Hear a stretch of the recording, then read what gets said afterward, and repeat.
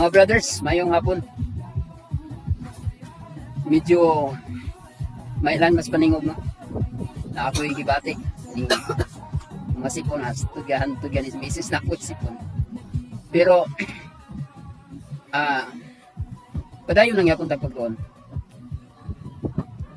Atong ulo hisgutan karon mauning adlaw ng igpapahulay. Ang ikapitong adlaw. O daghan pa mga igpapahulay nga gihisgutan sa Biblia. Diya sa Old Testament. Atong hisgutan kay kontrobersyal mo kayo ni siya nga tema. Naamong goy mga pundok ug sikta nga moingon nga wala nang adlaw ipapahulay. Tungkol kay sa panahon sa Israel sila ang nag-imo niini. Unya ano na po ipapahulay nga ang adlaw ipapahulay kaniadto antud karon nagapadayon. So atong ulo hisgutan ni. Kung naamoy panahon nga mo comment lang mo. Kay ang sad makita nato ang inyong mga idea. Tingali mga partners o mga brothers.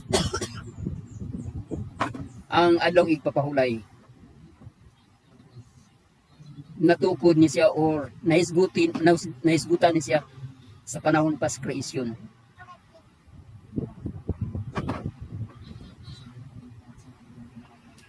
Nga ang Diyos mismo sa ikapito ka adlaw wala na siya magtrabaho. Natapos na ang tanan niyang pagpamuhat. O mipahulay siya.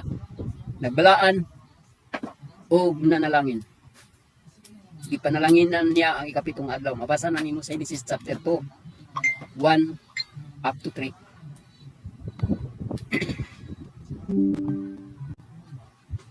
Pero sa laktod nga pagasulti sa dihang gihatag na ang napulo ka sugo. Mao ni siya ang ikaupat ka sugo. Mabasa nato ni sa Exodo kapitulo 20 o sa Deuteronomio kapitulo 5. Atong basahon mga brothers.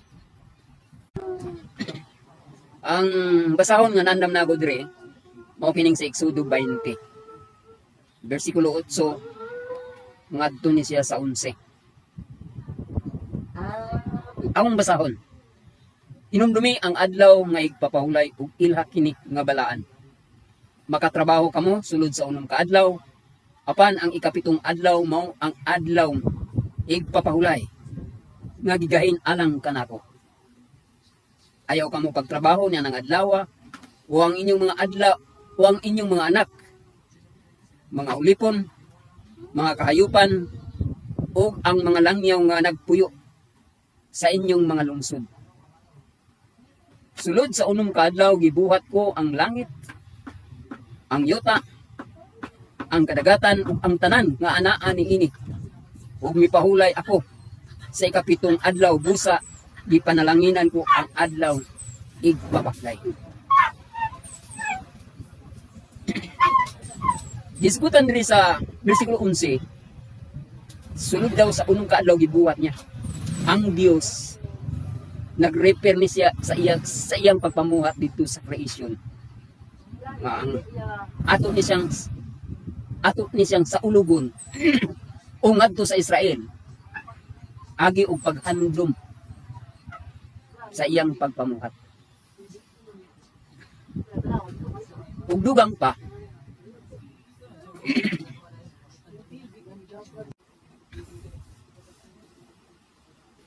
sa Ezekiel kapitulo 20 bersikulo 12. Laktaw ngadto sa 20. Mao kini ang nasulat.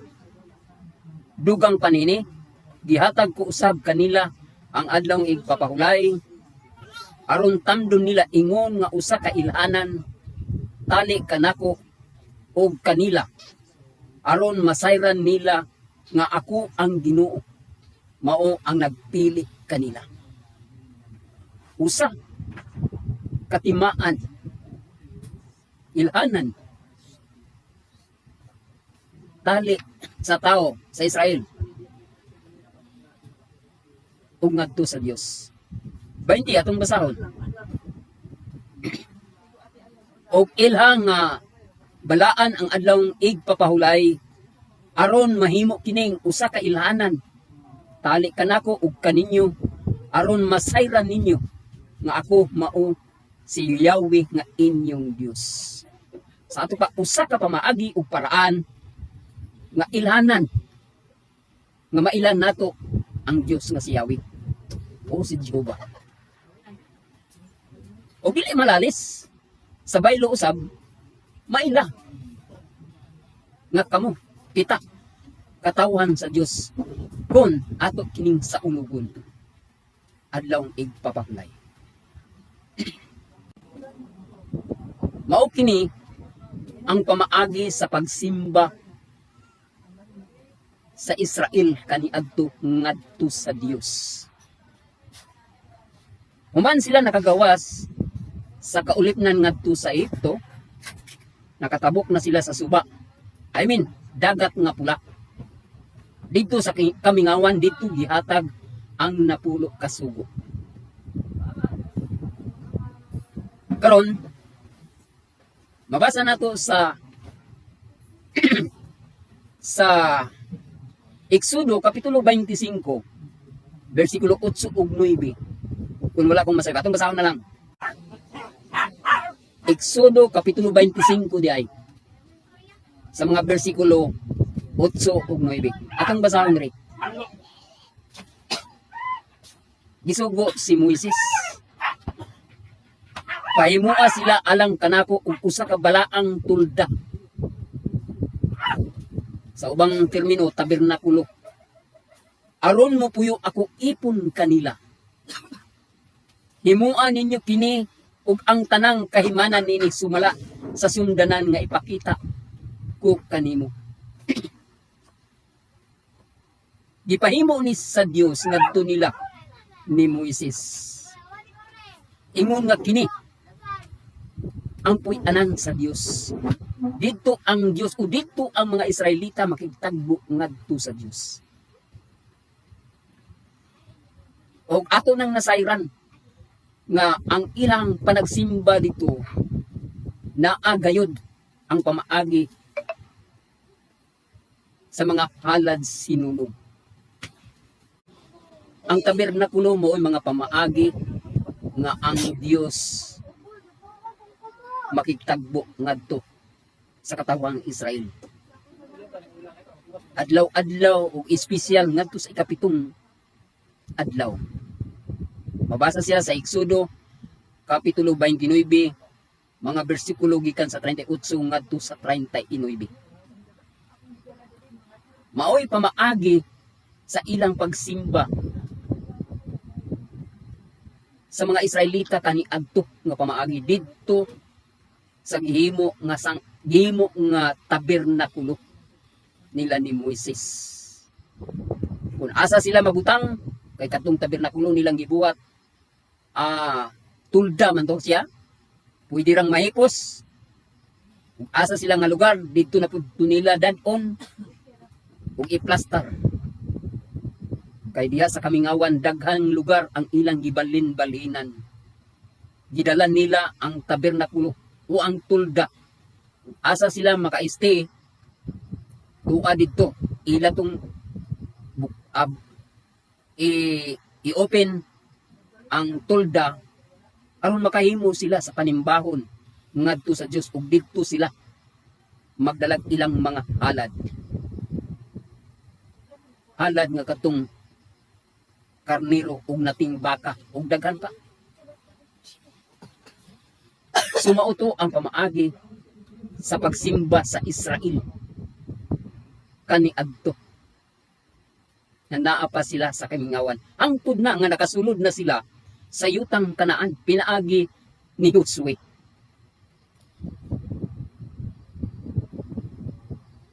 Abot ang panahon nga pinaagi kang David, magbuhat sila og kining templo na gayon. Wala matunong, wa mabuhat sa kang David apan didto sa iyang anak nga si Haring Salomon Dito ang katumanan nga natukod ang unang templo.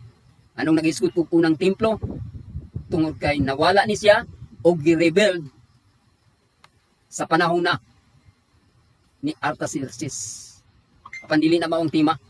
Ako lang gi-relate una kung unsa ning adlaw ang igpapahulay, unsa ni siya ang kapuslanan alang sa pagsimba sa panahon sa Israelita. Unsa ni siya katimaan, timailhan nga visible maila kung kinsa ning mga Israelita o katawhan sa Dios. O naghisgot po sa Exodo kapitulo 20 nga pwede maka simba atol sa adlaw igpapahulay ang dili Israelita, dili membro o kadugo sa Israel. Basta naa siya sa sulod sa panimalay o naa sa lugar sa Israelita. Dawaton sila, papahulayon sila. Apil na gani ang mga hayop. Pero sa laktod pagkasulti, specific yun siya nga para sa mga Israelita. Karon mga brothers, ato nang nasayran nga ang purpose dahil sa adlong igpapahulay sa kaniadtong nga panahon. Mao kana ang paraan nga makasimba ang Dios. Makasimba ta sa Dios, amen.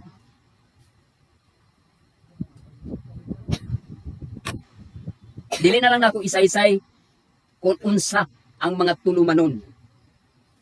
Kaya sa adlong igpapahulay adunay tulumanon. Unya na lang. Mabasa na nimo sa Ezekiel 46. Sugod tag puno imo nang rat sa dahon ngadto sa bersikulo 6.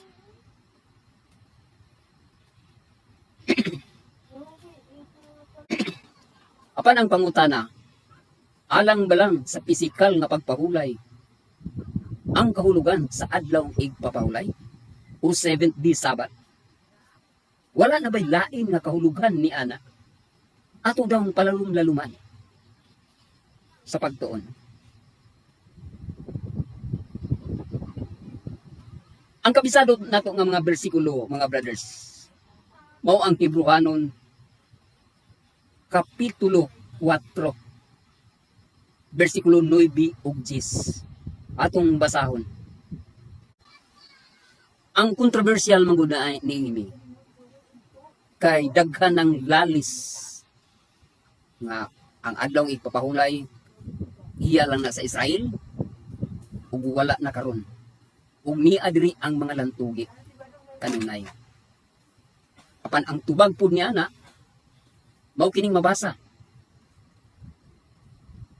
sa Hebrewanon kapitulo 9, kapitulo 4 bersikulo 9 ug 10. Atong basahon. Busa dunay adlaw sa pahulay alang sa katawhan sa Dios. Kay bisag kinsa nga makadawat sa kapahulayan nga gisaad sa Dios, mupahulay siya sa iyang buhat sama nga mipahulay ang Dios.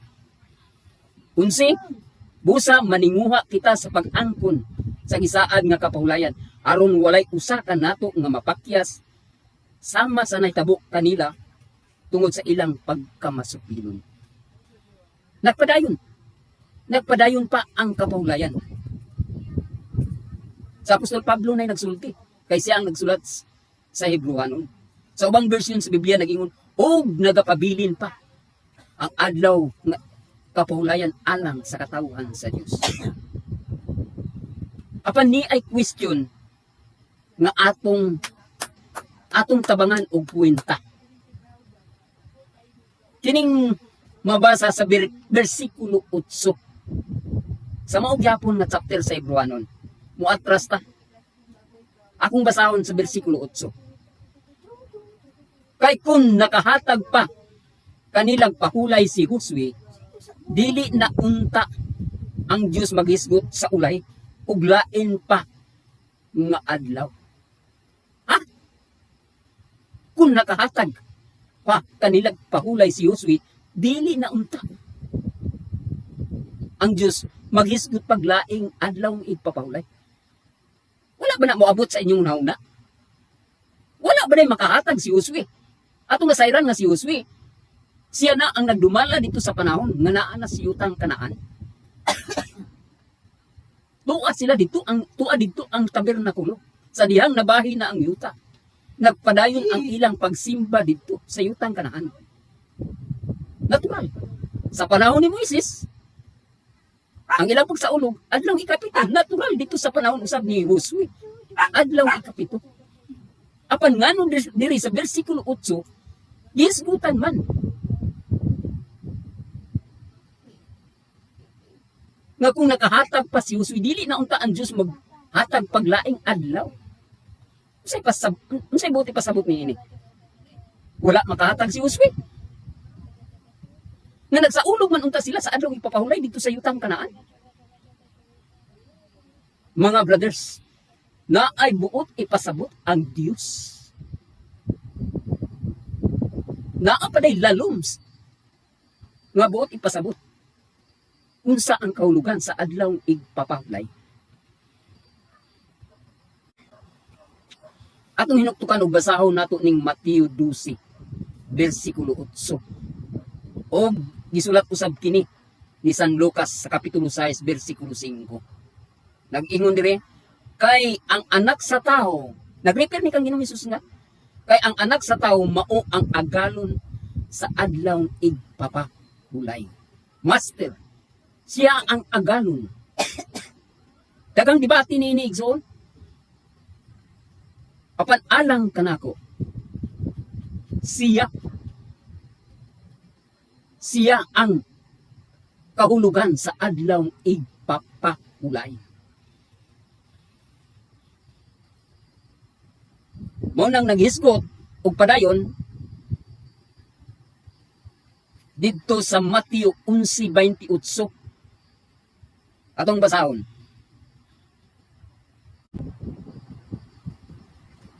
Duol kamo kanako kamong tanan nga gikapuyan o gibug-atan sa inyong gipas-an o papakulayon ko kamo.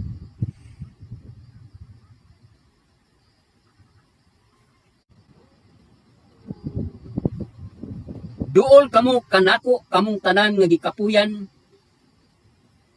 ug gibug-atan sa inyong gipas-an ug papakulayon ko kamo. Nag-challenge ang bersikulo nga moduol ta kaniya kang Hesus. Kadtong gikapuyan ug gibug-atan kay papahulayon kita niya. Unsa man dining nakapabug-at sa tao nga iyang gipas-an atong susihon daw unsa ba kini? Basahon nato ang Salmo 38 bersikulo 3 ug 4. Basin mauni makatubag unsa kining nakapabug-at ug nakapakapoy sa tao. Aniya basahon nako. King James Version, Cebuano. Walay pagkaayo sa akong unod tungod sa imong kaligut-gut. Ni may kalinaw ang akong mga bukog tungod sa akong sala.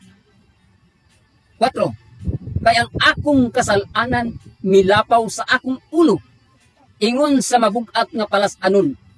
Hilabihanda sila kabug-at alang kanako. Klaro mga brothers, nga ang tao ikapuyan ug nabug-atan sa sala. Sala diay ang sinungdan nganong nga sila gikapuyan ug nabug-atan. Mao day nga ang Mateo 11:28 naghagit sa matag usa nga moduol ta ngadto kaniya aron hatagan kitag kapahulayan. Mao di ay nga dito sa Hebreanon kapitulo 8 wala makahatag si Josue og kapahulayan. Naunta nagpahulay man sila dito sa Kanaan. Kini di ay nga kapahulayan diha kang Kristo mauy wala mahatag ni Josue. Unsa may hinungdan nga kini nga kapahulayan Wala man mahatag ni Josue. Basahon nato ang Hebrewanon Kapitulo 3, versikulo 19. Iapil nato basa ang versikulo 18 sa Kapitulo 3 sa Hebrewanon. 18. Ug kang kinsa siya nanumpa nga sila dili makasulod sa iyang kapahulayan kung dili ni adtong mga masukihon. Ang mga masukihon dili gyud makasulod sa kapahulayan. 19. Og nakita namo nga wala sila makasulod tungod sa pagkawalay pagtuo. Ang ila lamang gituuhan ang pisikal nga adlaw igpapahulay. Naman ko'y direkta nga silot good mga brothers. Kung basahon nato ang Exodo 31. Uturiok mangudlitso, patay magud og lapason ang adlaw igpapahulay. Pero naagyapoy masupilon. Wala day magpasabot nga ang pisikal nga adlaw ipapahulay mo'y hinungdan nga si Josue wala kahatag og kapahulayan sa pagkawalay pagtuo o pagtuo na ganihigsutan nigsuon o mga brothers mag-refer na ngadto sa atong Ginoo. Wala nilang masabot kung unsa ang kahulugan sa ilang paghalad-halad sa mananap. Gipasabot na sa panahon nila. Unsay kahulugan sa mga paghalad sa mananap. Gipasabot na ngadto sa katilingban sa Israel apan tungod lang sa pagkawalay pagtuo ni resulta ngadto sa pagkamaspilon. Dugang ang bersikulo atras ta diri sa bersikulo 10 sa maulang yapong kapitulo sa Hebrewanon 3. Tungod niya na nasuko ako niini nga kaliwatana ug miingon ako kanunay sila nga nangasayop sa ilang kasing-kasing apan wala sila mahibalo sa akong mga dalan. So atong kwintahon mga brothers nga ang pisikal daing adlaw igpapahulay nahimo man nila kini sa panahon ni Moises ug ngadto sa panahon ni Josue didto sa yutang Kanaan. Apan ngano nga ang Hebrewanon Kapitulo 8 si Josue wala man makahatag og kapahulayan.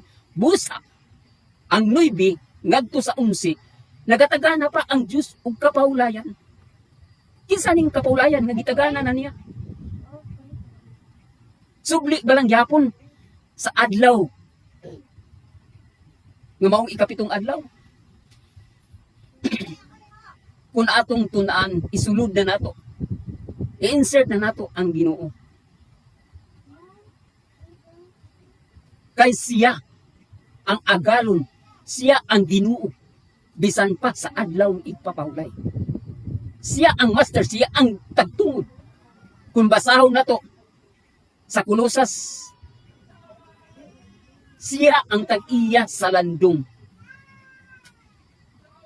Nga mao ang adlaw igpapahulay. Mao ang kapahulayan. Tanan nga mga adlaw igpapahulay nag-refer na ngadto sa atong Ginoo. Mao man gani nga nag-challenge ang Mateo 11:28. Muduol ta ngadto kaniya. Kadtong tanan nga gikapuyan ug nabug-atan. Yes. Tungod kay naghisgot og kabug-at mao ni atong sala. Salmo 38, versikulo 4, 3 o 4. Mauni ang nakapabug-at sa tao.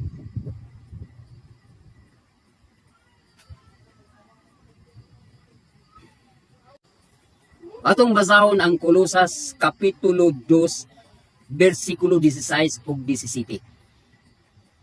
Busa ayaw pagtugot nga may bisan kinsa nga maghukom kaninyo tungod sa kalanon, kung sa ilimnon, kung sa bahin sa fiesta, kung sa bagong bulan, kung sa adlaw nga igpapahulay. 17. Nga maoy usa ka landong sa mga butang nga umalabot. Sa ato pa na ay nagdala sa landong nga umalabot. Apan ang lawas iyan ni Kristo. Sa ato pa si Kristo ang lawas ni Kristo mao ang nagdalaglandong nga kadtong mga adlaw ipapawlay, mga kapistahan. Siya ang katumanan ni ini. Ug mao kini ang wala masabti sa mga Israelita kani adtong nga panahon. Nagresulta nga sila masukihon, nagresulta nga si Josue wala makahatag niini nga kapahulayan. Kining espiritual nga pagpahulay diha sa sala. Nakuha na tingali ninyo ang puntos o point nako mga brothers. Medyo taas na ang ako ang nasulti. Mubuo na lang nako, dugangan na lang nako mubuo tungod kay dugay magudi siya ma-upload basta taas na ang video. So karon mga brothers, nasayra na di ay nato nga ang real nga kapahulayan o adlaw nga ipapahulay mao karon nga panahon. Mao na ning panahon nga muduol ta ngadto sa Dios aron nga kita makapahulay sa espirituhanong pagpahulay. Nganuman humana ni Kristo kini gilansang sa krus. Ang ato na lang pagdawat kaniya aron mauas ta sa sala sa atong mga ginikanan kaniadto nila ni Adan ug ni Eva ngan maoy nakapabug-at ang karon nga panahon kanato. Karon ang lantugi diri daghan na dayon. But may pasabot wala na adlaw ng ipapahulay. Diabulis na ang adlaw ng ipapahulay. Wala na kay si Kristo na lang. Igsuon dili ingon anak kasayon. Ang Hebrewanon 10:25 mao kini. Dili nato undangon ang panagkatigom alang sa dugang nga pagbinasigay.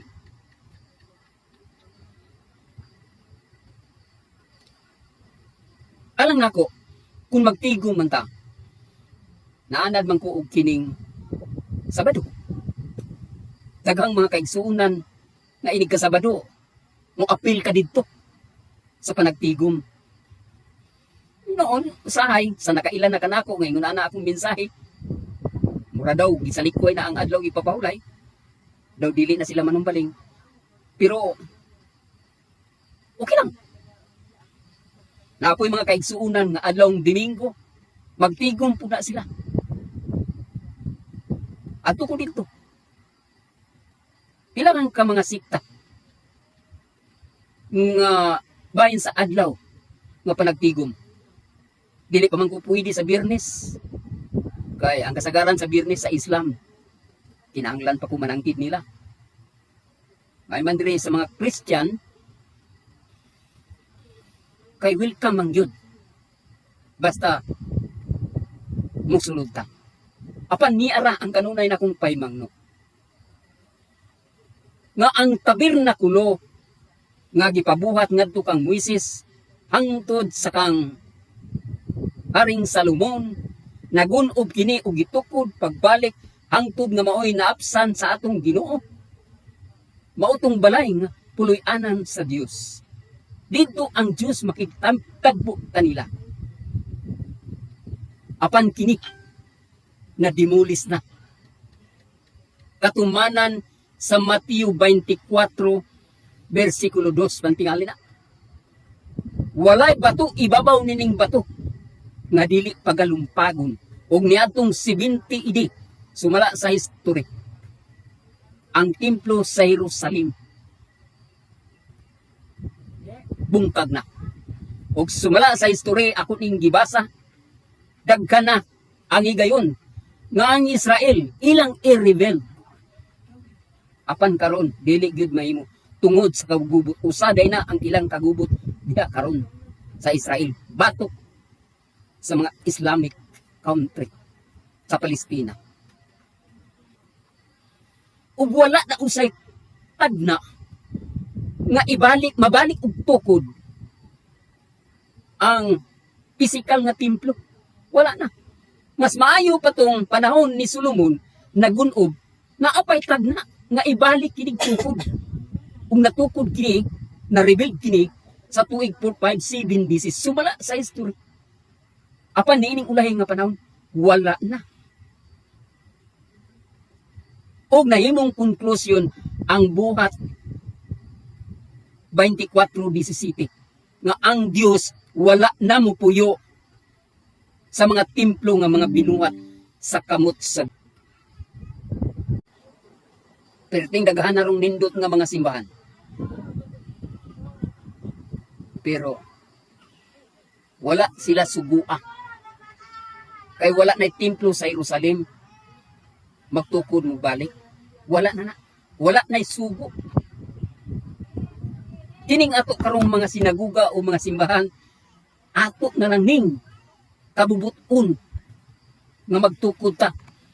Kung ako'y pasultion, dipinsa na siya ting init ug ting ulan. Lisod man sa gayog mag himo-himo taron og panagtigom unya wala tay kapasilungan. Panahon sa kainit. Panahon sa ting ulan. So, maghimo ta.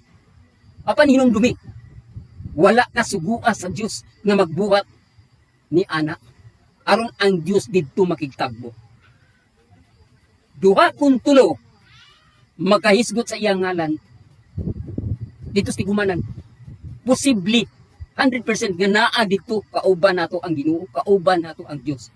Pero kung maghisgot ang balay sa iya sa Dios, wala kay mabasa. Ngano man? Kay ang templo sa Dios, ikaw, ako, kitang tanan nga gipuy-an sa balaang espiritu.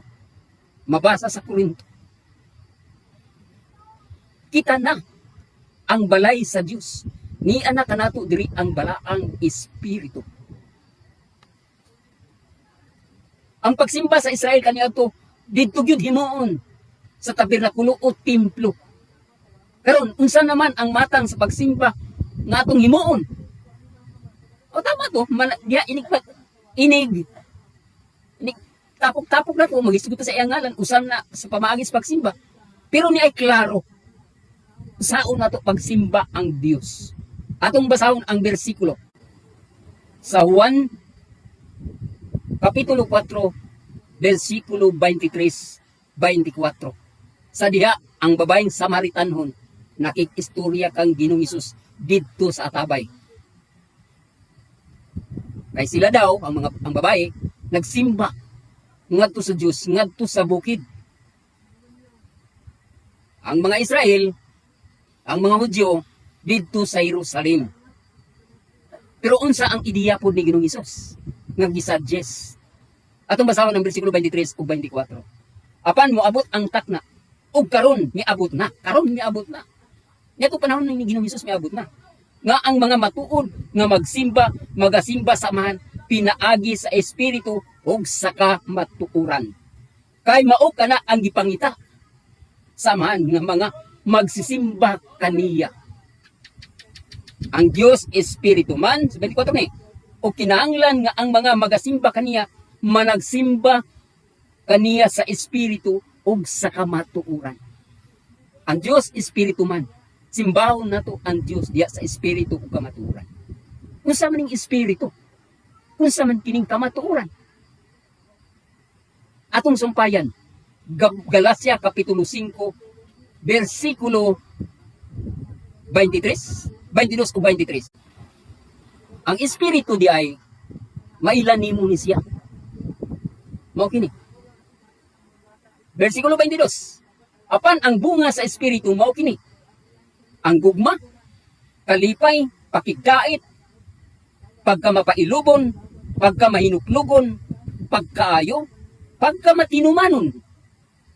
23. Pagkaagop, pagpugong sa kawalingon, batok sa maong mga butang, walay kasuguan. Sa ato pa, kung naa ka nining bunga sa espiritu, gisimba nimo ang Dios. Naa ka nining mga batasana, espiritu. Nag-repair ni kinabuhi, nag-repair ni sa imong batasan, nag-repair ni sa style nimo, sa imong kaugalingon. Dugang pa, atong basahon ang Roma Kapitulo 12, versikulo 1. Busa mga igsuon, ginapangamuyo ko kaninyo, pinaagi sa mga kaluoy sa Dios, nga ihalad ninyo ang inyong mga lawas, ingon nga halad nga buhi. Buhi Espiritu, buhi na, kinabuhi na. balaan og nahimutan sa Dios nga mao ang inyong makatarunganon nga pagsimba. Kini atong lawas. Ialad na itong buhi ni siya. Kay mauna ang makatarunganon nga pagsimba ngadto sa Dios. So walay problema o walay building. Wala ang tabernakulo nga buhaton sa tao. Nga naman masimba na nato ang Dios diha sa espiritu ug sa kamatuoran. Ang kamatuoran nag-repair kang Ginoong Hesus. Sumala sa 1:14:6.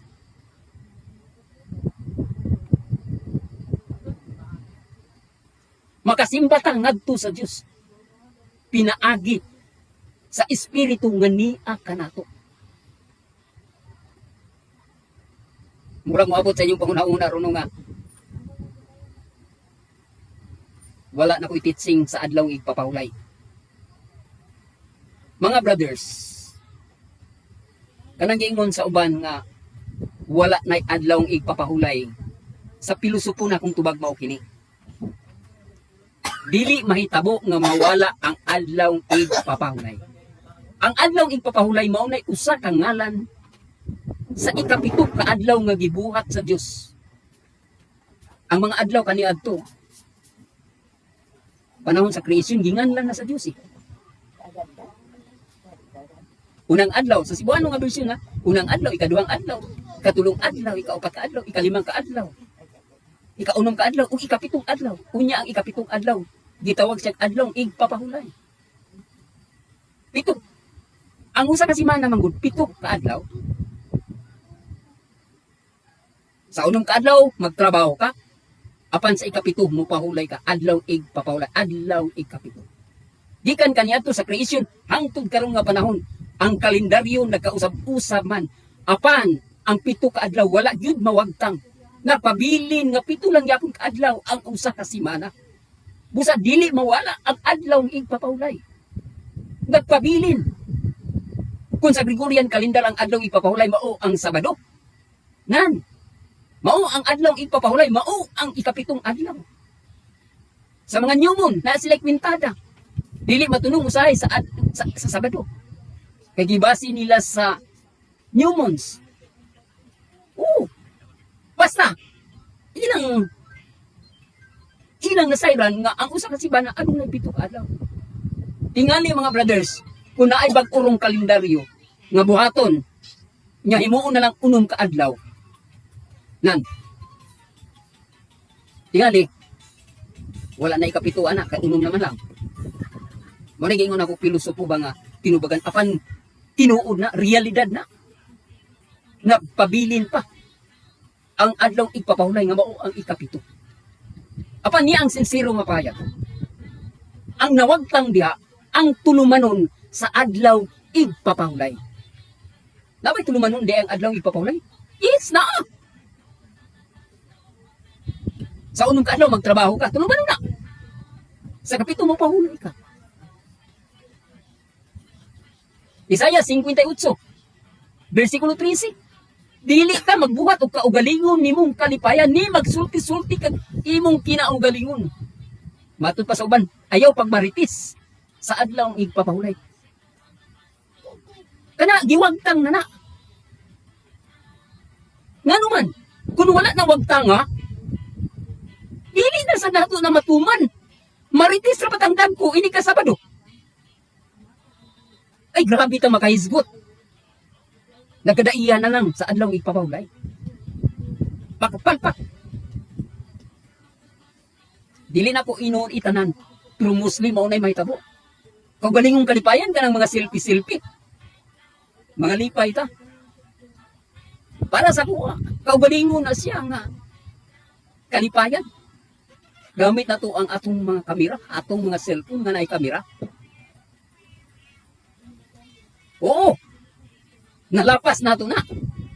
Apan mao kana ang paglapas nga wala pakasad-a. Mabasa ba? Mabasa. Atong basahon. Kumuni nga mga bersikulo nga ginagamit panahon sa naay mga lantugi. Ang Mateo 12. Nasayra nato unsa ni historya ni giakusahan si Ginoong Hesus tungod kay ang iyahang mga tinun-an nangutlo man. Sa tuon termino karon kanang pagpangutlo pagpangani man na. Kay gipanggutom sila gikan sa ilang lakaw. Mabasa na nimo sa bersikulo 1, nangutlo sila kuhay sa trigo.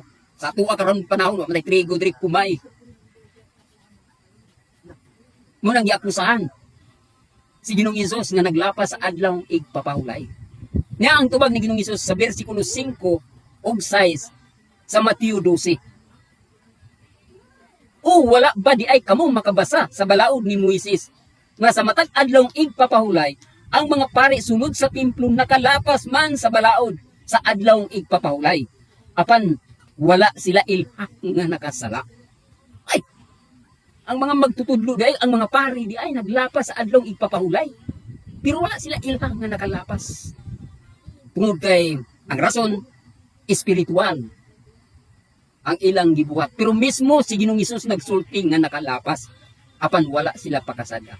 Justisya manggod ang Dios, justisya manggod ang gadala ni Ginoong Hesus. Busa katong mga sayo pang wala pakasada. Atong taas bersikulo 6. Sultihan ko kamo nga dinhi ani ay labaw pa sa templo.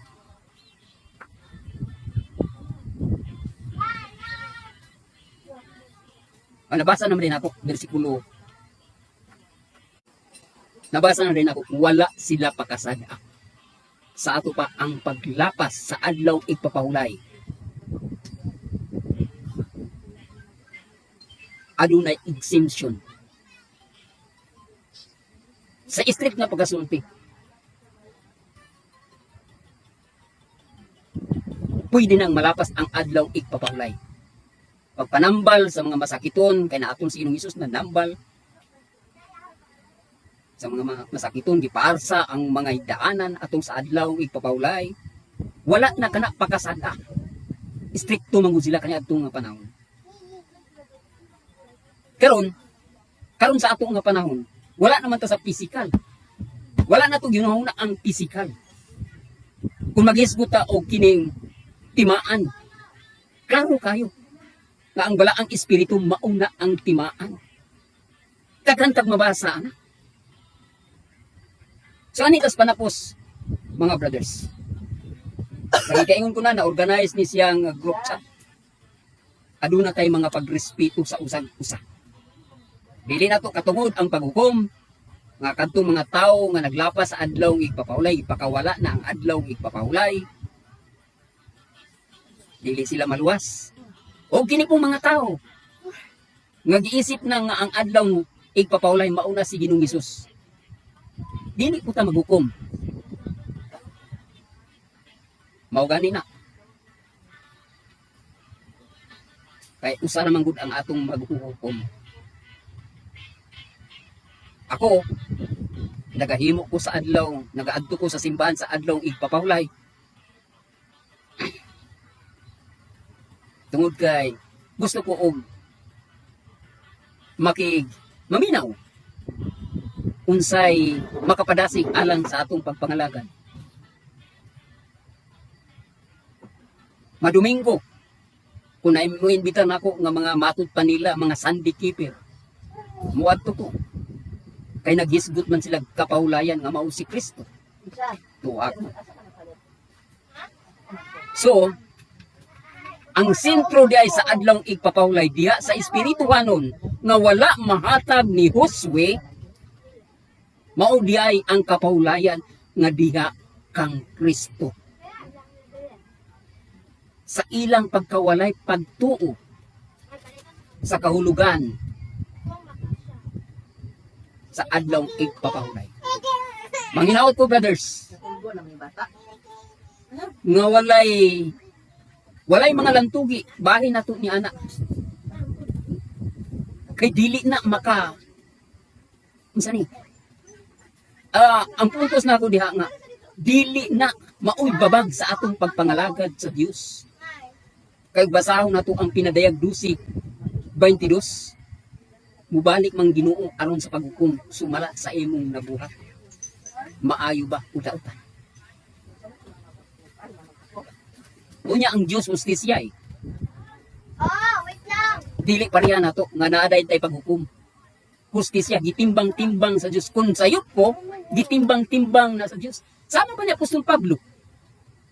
Perti niyang panlakag sa Saulo pa siya gipanglakag niya ang mga katawan sa Dios niya itong panahon na mga apostoles. Tungod sa iyang pagtuo nga siya insakto. Sa ato pa mali siya. Oh. Pero sa ulay nga panahon, giplastar siya sa Ginoo. Pabuton, ang importante ra mo diha kung unsa ang atong mga motibo gitimbang-timbang na sa Ginoo.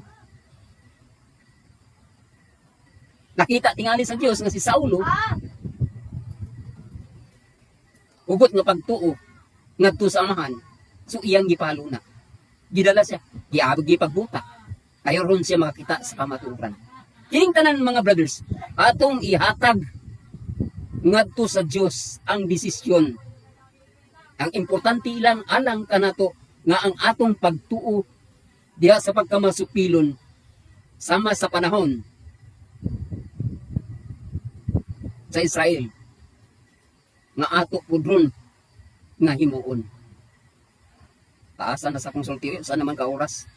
Ato ni putlonig-soon og namoy comment, namoy mga pangtana, namoy mga ribatal. Pwede mo po na inyong i-comment.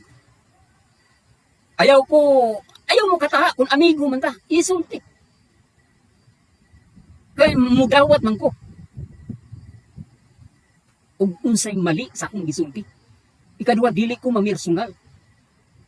Kaya nga ito adiri respeto. Okay, mayong gabi alang sa tanan.